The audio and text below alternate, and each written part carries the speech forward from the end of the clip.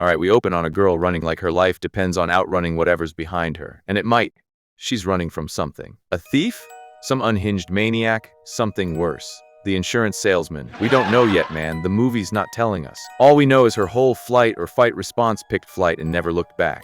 She dives into a secret tunnel and just vanishes. Cut to black. Now we jump to 5 teenagers about to have the worst road trip. There's Black Clover, Mad Max, Nina Nishimura, Megan Fox, and Ab. Certified slasher movie squad. They're driving out to find Clover's older sister, Melanie, who's been missing for 2 weeks and hasn't come home. That terrified girl from the opening scene. That was Melanie. So no pressure, Clover. Just casually gonna find your sister who was last seen running for her literal life. They roll into this sketchy little town, and Clover pulls up the last video call she ever got from Melanie, studying the background like she's trying to crack a case. She clocks a landmark and decides they're pulling up that exact spot to talk to the local shop owner. Clover walks in acting like she just wants an iced tea, then whips out Melanie's photo and asks the shop owner, a guy named Hill, if he's seen her. Hill's basically like, wait, let me hack into my photographic memory that I got from this retail store job. He says he can't remember every faces that visits, but then he drops the actually unsettling info. Clover isn't the first person to come asking about someone who vanished. Multiple people, same questions, same dead end. Then Hill does the classic thing where the local who knows the town's secrets gives you one ominous warning and expects that to be the end of it. He warns her about a place called Clover Valley, up in the hills. Apparently people who stop there just don't come back. Ever. The friend group decides to pack their bags and everyone goes home for dinner. Just kidding. They drive straight toward Clover Valley, arguing the whole way because half the group thinks this is a terrible idea, correct? And the other half is stubborn, also correct, technically, since the runtime demands it. They get lost. Tensions are high. Someone admits out loud that turning back isn't really an option anymore. Then nature itself decides to get weird. They hit this bizarre thing called a rain boundary. Picture a dead straight line where one side is getting absolutely drenched and the other side is bone dry, like someone installed an invisible wall. It's genuinely eerie. Group's first move is let's get out and film this for the gram. iPhone users when they see a sunset, am I right? And conveniently, that's exactly the stopping point Hill warned them about. The vibe is instantly abandoned town, but make it aesthetic, dead silent. No signs of life anywhere. They wait out the rain and decide to head inside a big old lodge, hoping the owner can point them toward answers. Nobody's home. But here's the creepy part. Everything inside is spotless. There's an old hourglass sitting there in perfect condition, the lights are on, and there's a guest book that's completely blank, like it's never once been signed.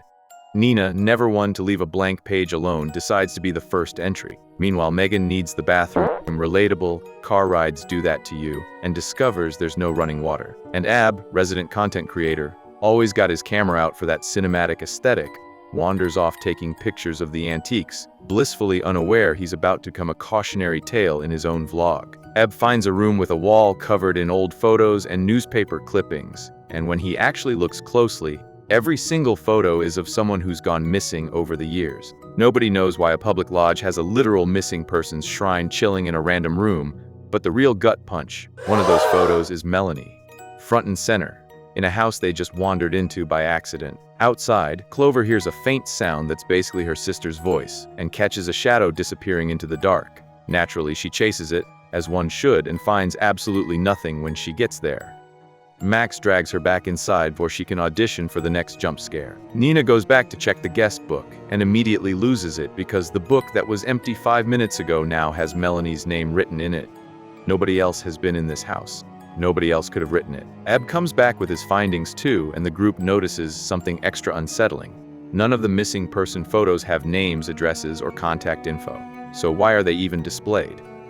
Then the hourglass, the one that was clearly not running before, starts spinning on its own. No hands touched it. And Ab's car is gone from the driveway. When they check, it's now parked on the other side of the rain boundary with its headlights on, engine revving like something's daring them to come get it. Nobody has signal, nobody can call for help, and the group makes the mature decision to just go back inside the haunted house. They split into teams because they think they're in a Scooby-Doo movie. Ab and Nina stay up top watching the windows, while Clover, Max, and Megan head to the basement to look for a landline. Down in the basement, Max notices something deeply wrong. There's a window in the basement. Physically should not be there. Nobody addresses this because they've got bigger problems. Clover finds an old telephone and tries calling 911, but it's dead. Megan finds an old radio that still has power instead. She tries calling for help over and over and gets nothing back but static, which is somehow scarier than an actual answer. Upstairs, Ab and Nina hear a weird noise from the kitchen. Nina's told to keep an eye on the car. Ab goes to check what made the sound. Nina, shaking, finds Ab already dead. Then a masked man shows up and gets her too. This guy has the exact energy of every slasher villain who never runs, just power walks menacingly, and somehow still catches up to you. Screaming from upstairs sends Max running to check, and when he comes back down, he tells Clover and Megan to hide immediately, because the masked man now knows exactly where they are. Max tries to fight him off and dies for it. Megan gets grabbed next, thrown around like a rag doll, and Clover has to watch, frozen in the corner, as the masked man crushes Megan's skull. She finds the guts to stab him in the back with a kitchen knife, but he barely even flinches. Clover runs straight into the forest, absolutely losing it.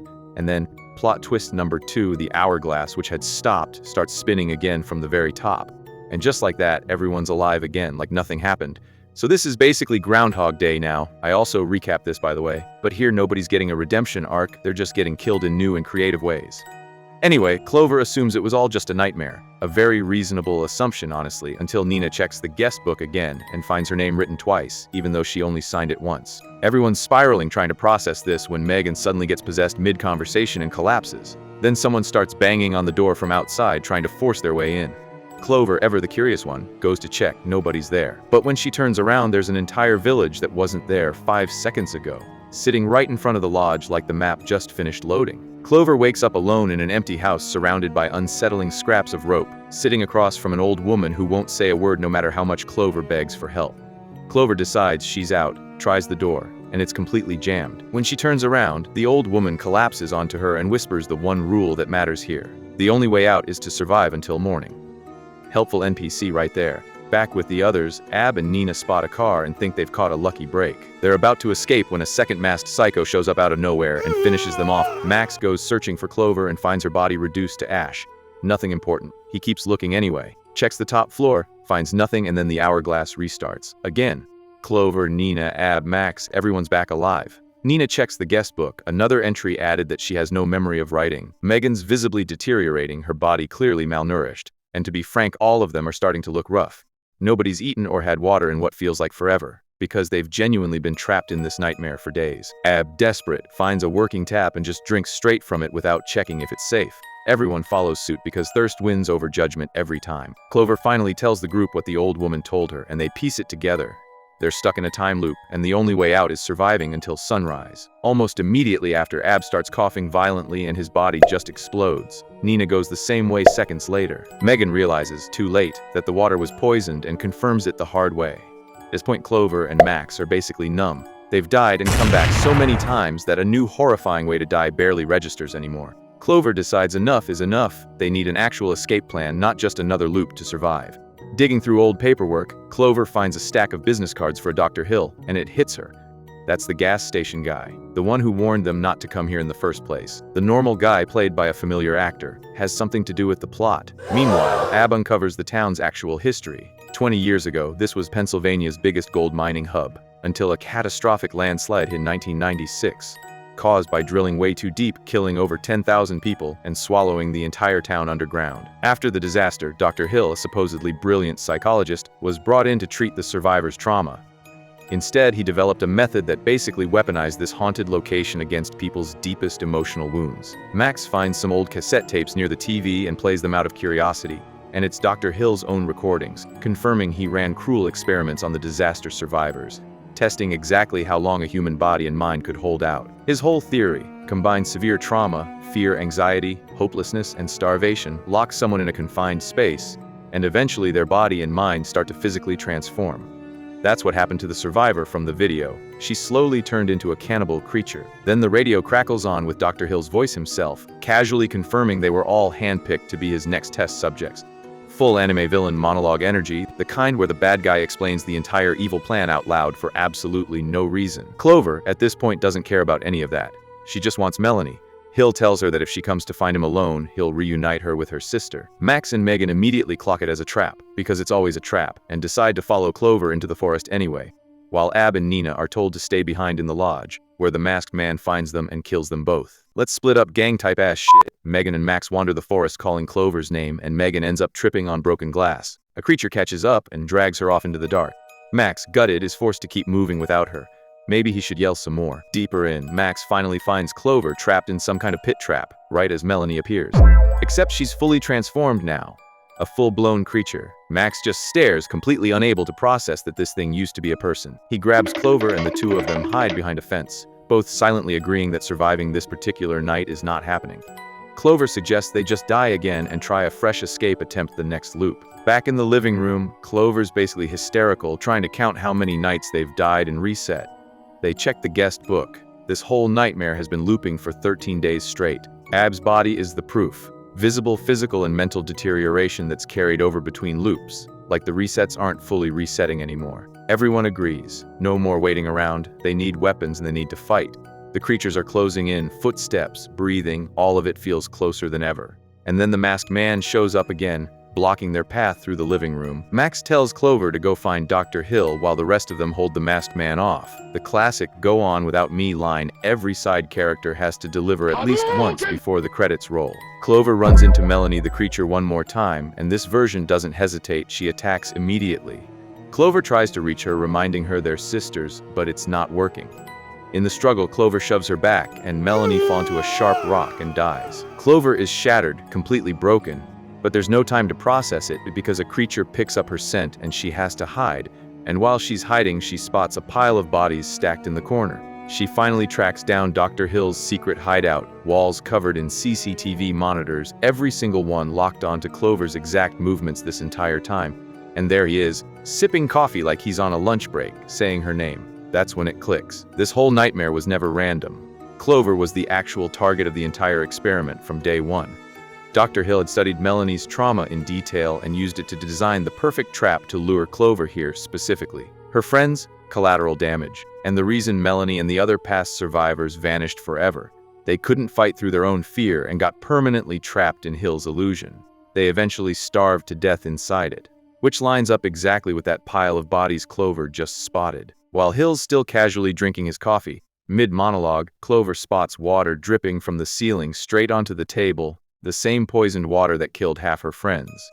Without a word, she quietly swaps his coffee cup out and lets the poison drip fill it instead. Hill takes a sip completely unaware. Kaboom. And that's the end of Dr. Hill. No dramatic final battle, no big showdown, just poisoned tap water. Kinda disappointing to be honest. Now it's a rescue mission. Clover saves Megan from a creature dragging her into an interrogation room, then saves Max from another one hunting him down, and the two of them just have to wait out the hourglass one final time. Morning finally comes. The sun rises, the thick fog that's been suffocating the whole area finally starts clearing, the universal signal for we actually made it. Only a small handful of them survive Dr. Hill's twisted game. Last thing we see, CCTV footage after Hill's already dead, showing a black van up near the site like it's settling in for the long haul. Nobody left alive even clocks it as a threat, which is exactly the problem, because Dr. Hill's little project apparently isn't over. The game lore is much better, but it's what I expected from a game adaptation movie, and that's where the movie ends. Go outside, drink water, unpoisoned preferably. Let me know in the comments what you thought of this one, and subscribe for the next recap.